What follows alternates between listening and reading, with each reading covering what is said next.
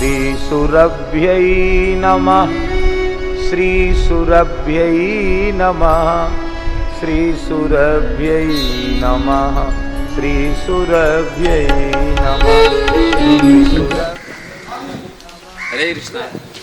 మన సనాతన ధర్మంలో పితృదేవతలకు ప్రత్యేక ప్రాధాన్యత ఇవ్వబడింది. పితృదేవతలను పూజించడం వలన సంతానం, వంశాభివృద్ధి, సుఖశాంతులు కలుగుతాయి.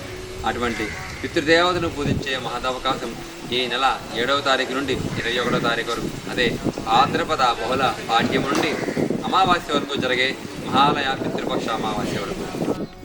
ఈ పితృపక్ష సమయంలో ఎవరి తల్లిదండ్రులు చనిపోయిన తిథి, వారం, తారీఖు గుర్తు లేకపోయిన మరియు శ్రాద్ధకర్మ ఆచారం లేనటువంటి వాళ్ళు కూడా వారి తల్లిదండ్రుల పేరు మీద శ్రాద్ధకర్మ చేయటం వలన వారు పితృదేవతలు ఉన్నత లోకాల్లో చేరుకునే మహాదవకాశం.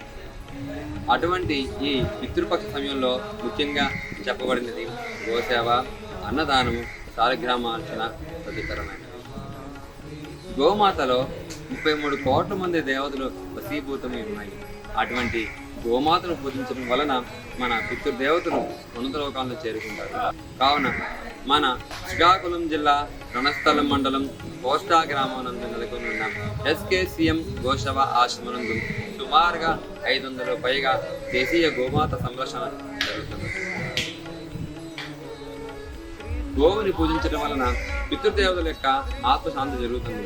కాబట్టి మీ తల్లిదండ్రుల పేరు మీద పక్షమపాట్లు చేయలేకపోయిన కనీసం మహాలయ అమావాస్య రోజులను గోసేవ చేయడం వలన మీ వంశాభివృద్ధి మరియు మీ పితృదేవతలకు ఆత్మశాంతి. హరే కృష్ణ. श्रीसुरभ्यै नमः श्रीसुरभ्यै नमः श्रीसुरभ्यै नमः श्रीसुरभ्यै नमः श्रीसुरभ्यै नमः श्रीसुरभ्यै